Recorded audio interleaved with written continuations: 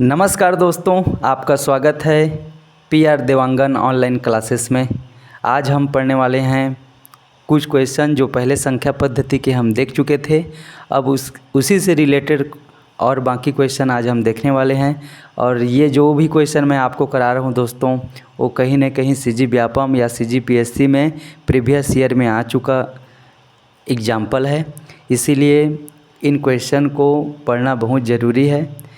तो चलिए दोस्तों, बिना लेट किए आज हम पढ़ेंगे 2017 का घात 22 को 23 से भाग देने पर शेषफल क्या होगा।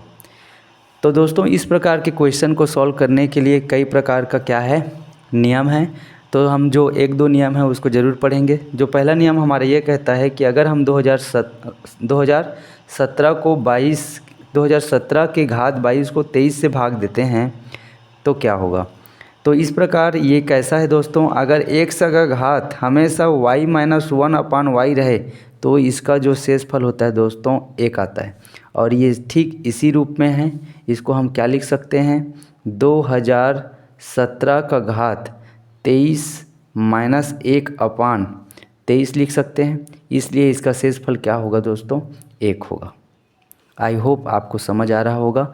दूसरा क्वेश्चन है दोस्तों, अगर 43 × 61 × 79 × 99 × 27 × 55 में 26 से भाग पर शेषफल ज्ञात करें। इस प्रकार का भी क्वेश्चन एग्जाम में पूछा जाता है दोस्तों। इसको कैसे हल करेंगे, इसको आप देख लीजिए। ये तो हम जानते हैं कि शेषफल जब निकालना होता है तो हमें हमेशा +1 या -1 लाने का प्रयास करना चाहिए। और साथ ही साथ 26 से अगर हम बात करें, साथ ये वाले क्वेश्चन की अगर हम बात करें तो जो 43 है वो 26 से 17 ज़्यादा है।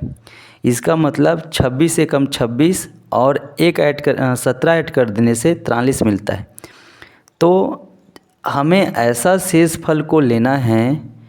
अगर हम बड़ा शेषफल को लेंगे दोस्तों तो क्या होगा, उसका मल्टीप्लिकेशन थोड़ा जटिल हो जाएगा। इसीलिए हमें छोटा से छोटा क्या करना है, शेषफल को लेना है। तो ऐसा करना है, 26 में एक तो 17 जोड़ने से 43 आ रहा है, मतलब एक शेषफल आपका 26 का क्या हो जा रहा है, 17 हो जा रहा है। और दूसरा 26 के ही गुणज में अगर कोई छोटा अंक हमें मिलता है, तो जैसे 26 दूनी 52, 52 से 43 जो है 9 कम है दोस्तों। तो 9 कम है तो -9 क्या हो जाएगा, इसका शेषफल हो जाएगा। वैसे ही 26 दूनी 52 से 9 आपका क्या हो रहा है दोस्तों, 61 ज़्यादा है, तो दूसरा उसका क्या हो जाएगा, शेषफल 9 हो जाएगा। उसी प्रकार 26 तिया अगर हम बात करें, 26 तिया 78 होता है दोस्तों, और एक यह ज़्यादा है 79 है, तो एक इसका क्षेत्रफल हो जाएगा। और उसी प्रकार ये होता है 26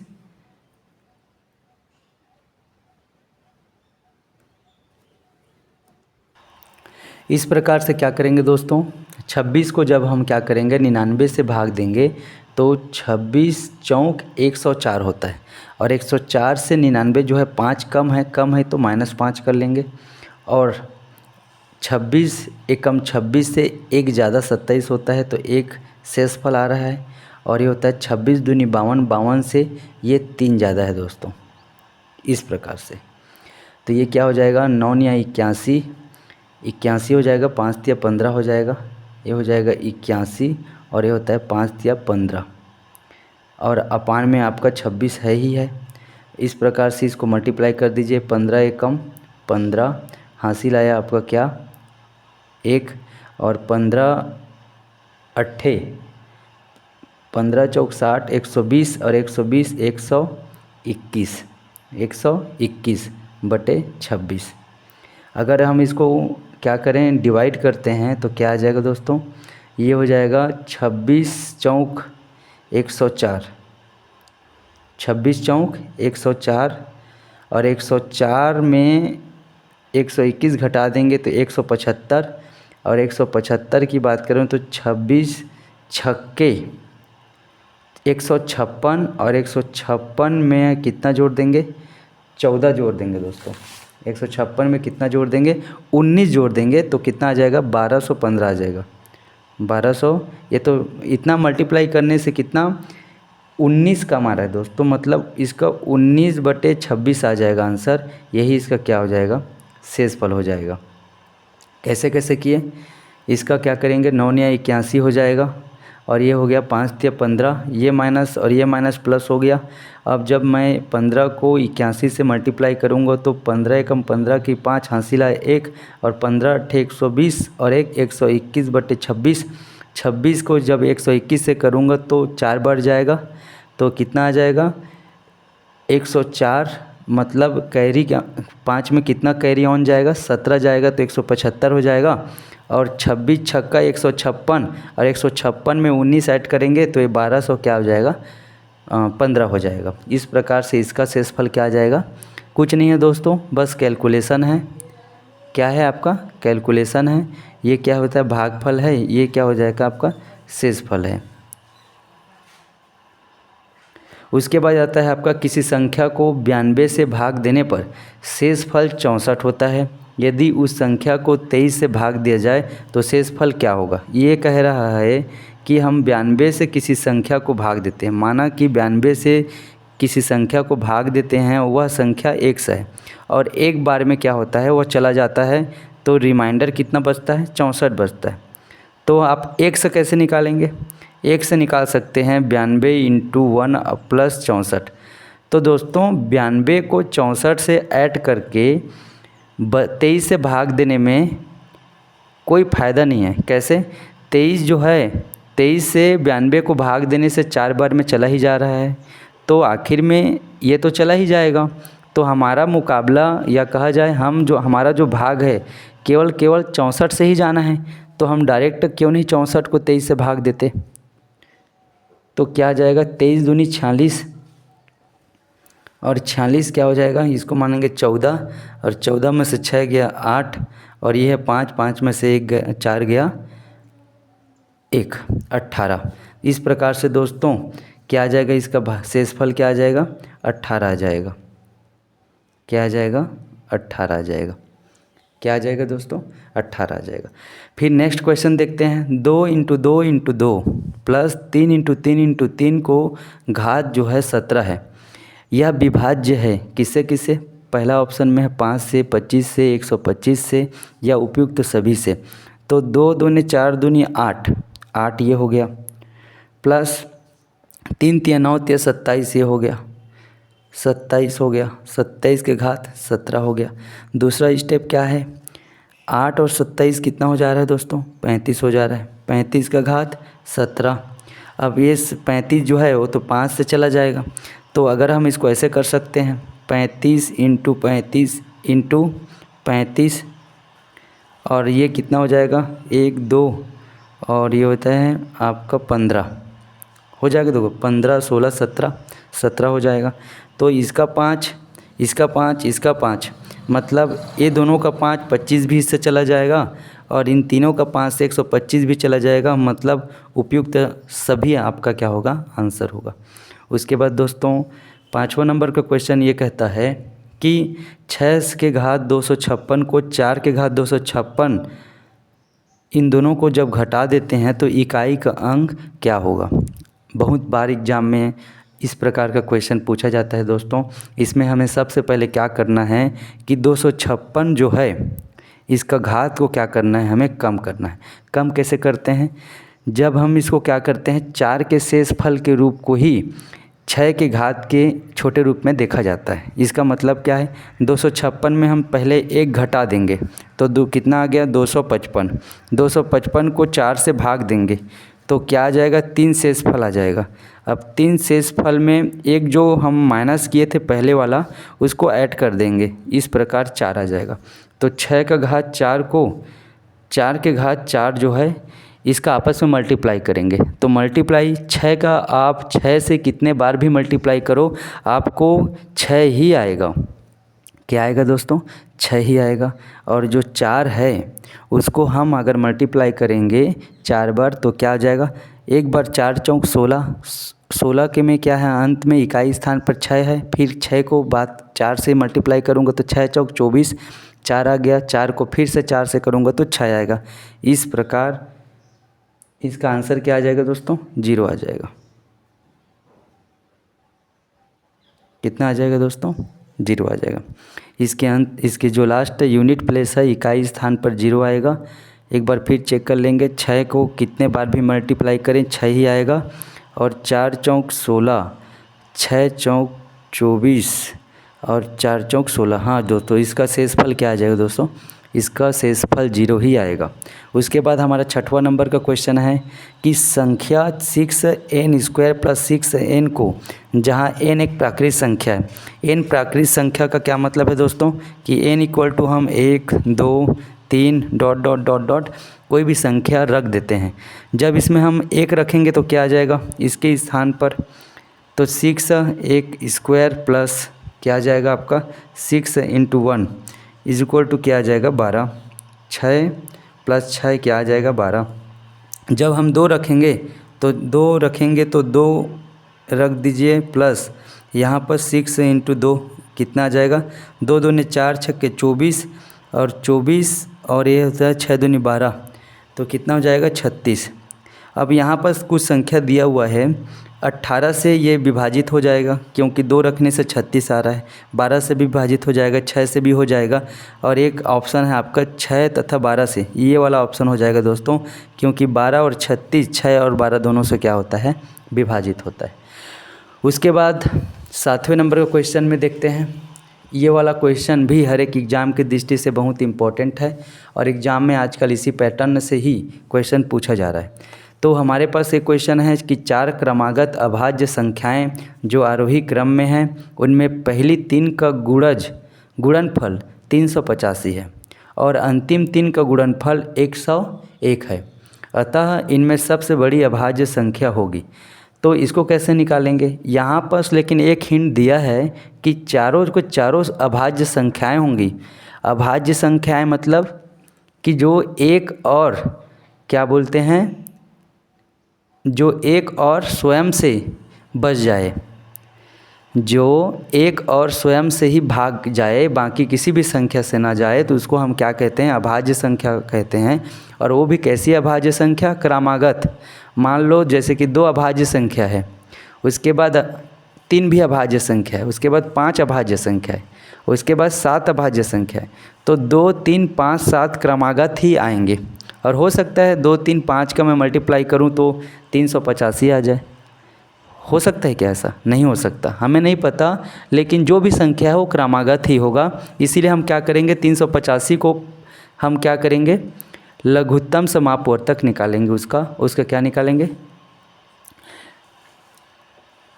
इस प्रकार से उसको हम क्या करेंगे? तोड़ने का प्रयास करेंगे। 385 को सबसे पहले हम 5 से भाग देंगे तो क्या हो जाएगा?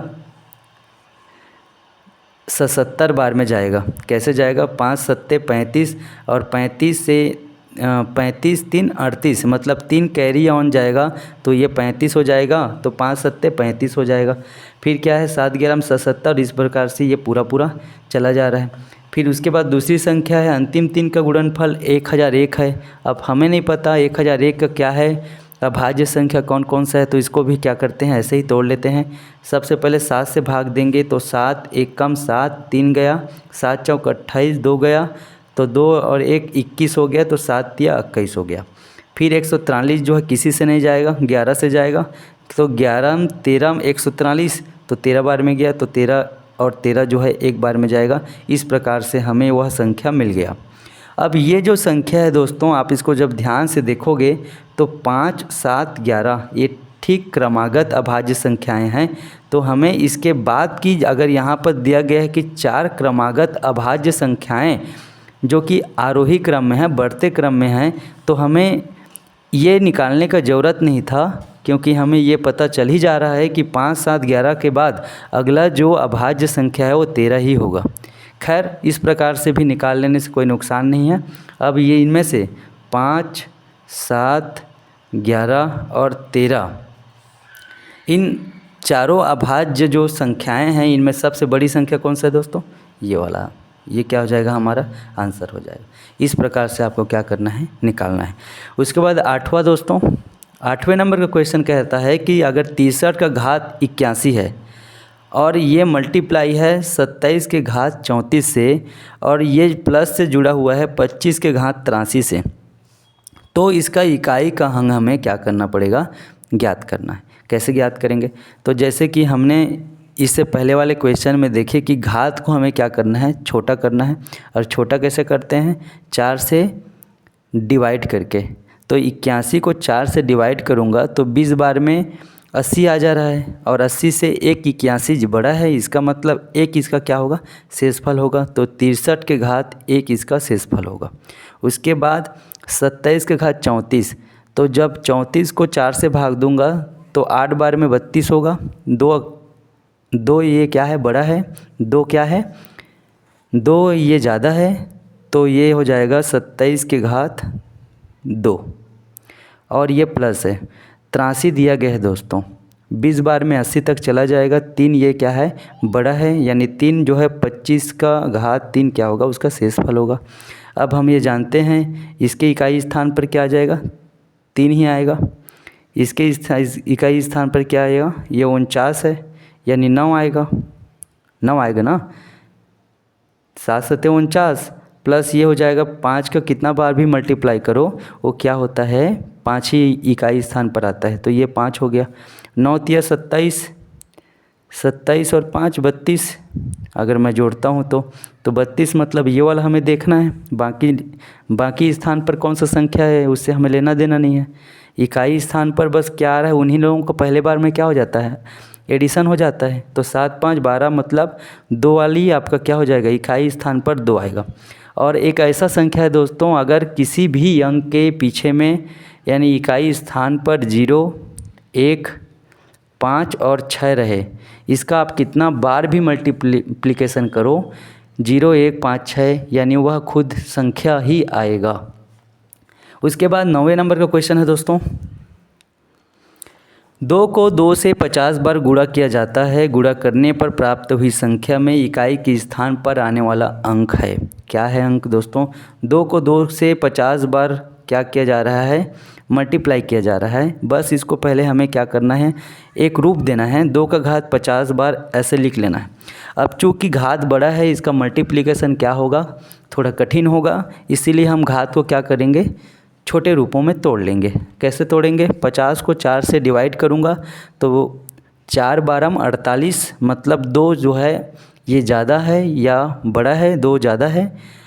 तो 2 ज़्यादा है, मतलब 2 के घात 2 ही इसका क्या होगा, शेषफल होगा। तो 2 दूने 4 होता है। इस प्रकार से इसके जो इकाई स्थान पर है दोस्तों, वो क्या आएगा, आपका 4 आएगा। क्या आएगा, 4 आएगा। कितना हो गया है, 2 को 2 से 50 बार गुणा किया जाता है, इसका मतलब 2 को 50 बार किया जाता है। 50 को हम 4 से डिवाइड करेंगे तो शेषफल हमारा 2 ही आएगा, क्योंकि 12 चौक 48 और 50 जो है 48 से 2 अधिक है, तो 2 इसके शेषफल हो गए, तो 4 इसके इकाई स्थान पर अंक हो जाएगा। उसके बाद 10वें नंबर का क्वेश्चन ये कहता है दोस्तों कि 2 -2 प्लस 2 -2 को ऐसे ही मैं 2017 पदों तक जोड़ूं तो क्या आएगा। तो इसमें ध्यान देने वाला है दोस्तों, आपको भी पता होगा कि पहला जो होता है वो विषम संख्या होता है और दूसरा जो होता है वो सम संख्या होता है। तो पहला और दूसरा आपस में घटकर 0 दे रहा है, और दूसरा और तीसरा घटकर अगर 0 ही दे रहा है, मतलब 4 तक मुझे 0 ही मिल रहा है। 4 तक मुझे क्या मिल रहा है, 0 ही मिल रहा है। ये दोनों पदों की संख्या कितनी हो गई, 4 हो गई। अगर ये 4 को 2017 से मैं भाग दूं तो 2016 तक 4 जो है चला जाता है। इसके रिमाइंडर क्या आएगा, या शेषफल 0 आता है। प्लस 1 ही है, एक बस पद बचेगा दोस्तों।